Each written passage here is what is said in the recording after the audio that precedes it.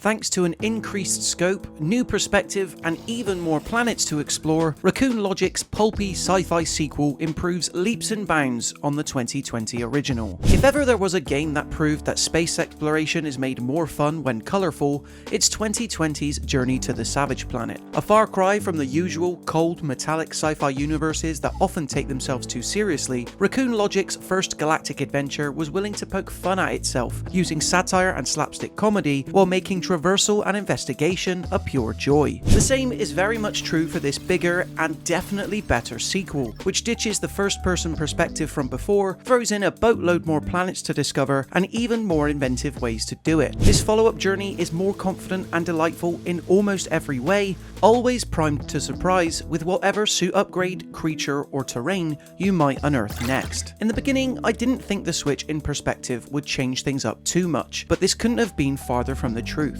Whereas before, the zany brand of humour mostly relied on setting you in purposely goofy scenarios, and maybe too much of an over-reliance on satire-fueled videos featuring real-life actors, actually being able to see your character allows Revenge of the Savage Planet to step up its brand of visual comedy to an unbelievable degree. The well-scripted FMVs of before are still here, of course, only now you're far more likely to laugh when not having the story thrust upon you, be it in the way your character trips along when covered in green goo, or bursts out of an odd-looking animal they've just been swallowed by.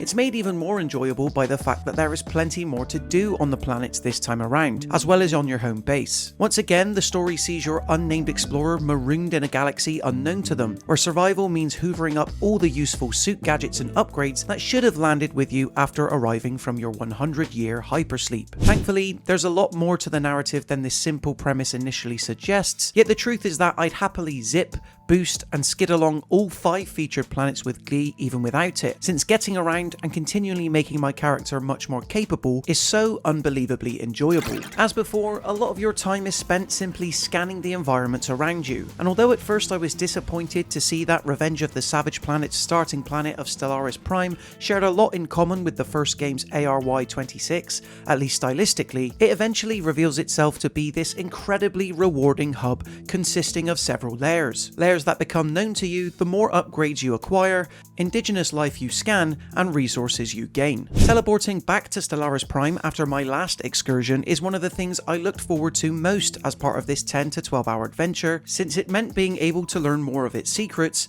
with whatever shiny new piece of equipment I just researched and quickly printed. This isn't to say that Revenge of the Savage Planet's other locations don't have their own appeal. In fact, it's quite the opposite. The environments and surroundings seen on the likes of Zephyr's sandy dunes or Zenithian Rift's surface level icescapes all have their visual draws, but more impressive is the amount of variety they bring thanks to their literal depth. Because no longer while exploring are you simply limited to traversing at ground level, as melting away certain material using lava goo or blowing up cliff faces using blight bombs can often reveal hidden areas also worth plundering for resources. Working out what's new in each planet's ecosystem and how your tools can affect it is something that Raccoon Logic has clearly spent time thinking about, and it pays off to no end. Speaking of which, just when I thought I'd seen it all by way of weapons and gadgets, Revenge of the Savage Planet always found ways to make me second guess myself. There's definitely a larger emphasis on shooting here than there was in the original game, true, yet rather than load you up with a boring and predictable arsenal of firearms, the game consistently finds ways to have you interact with its world more uniquely. One batch of puzzles, for instance, doesn't require any destruction at all, but for you to link up electromagnetic vines using the relevant goo extracted from a local plant. Toss in the ability to attract enemies by flinging around soda, a water hose capable of washing away any mess, and a magnetic fork that lets you alter certain environmental rocks, and chipping away at all 5 worlds in ways that don't require shooting is when exploration is the most fulfilling. Raccoon Logic has given you plenty of reasons to invest in your habitat back at your home base on Stellaris Prime. More so than just a hub to check emails and watch videos that progress the small semblance of story, in all worlds you'll find vouchers that can be used to purchase a generous amount amount of furniture and accessories to make the site truly feel like a home away from home. Does it influence or impact gameplay in any meaningful way? Not really, but the option to make Revenge of the Savage Planet a slightly more personalised experience is a welcome one. More interesting is the sequel's newly added creature collecting mechanic, whereby certain tools can only be created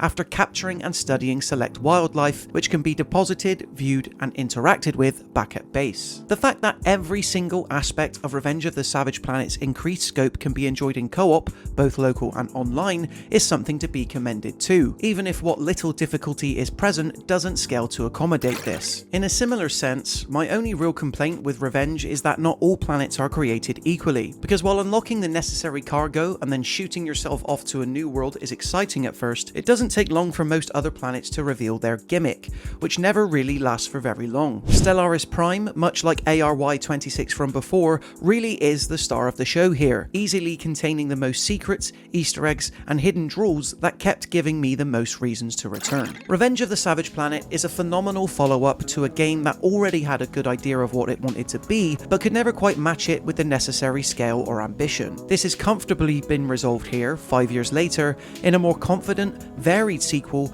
that switches up the perspective to successfully enhance its brand of slapstick comedy and even more planets and tools that makes exploring a pulpy sci-fi system a blast, either alone or with a friend. This bigger, better, sillier sequel easily delivers some of the most fun I've had in an action-adventure game this year, to the extent that I'll keep on investigating savage planets for as long as Raccoon Logic continues to develop them. We at Mirror Gaming give Revenge of the Savage Planet a 4 out of 5. So there you have it guys in terms of our thoughts. Please do let us know yours in the comment section below. Then why not subscribe to stay up to date with even more videos like this. Until next time, thank you so much for watching, and I'll see you in the next one.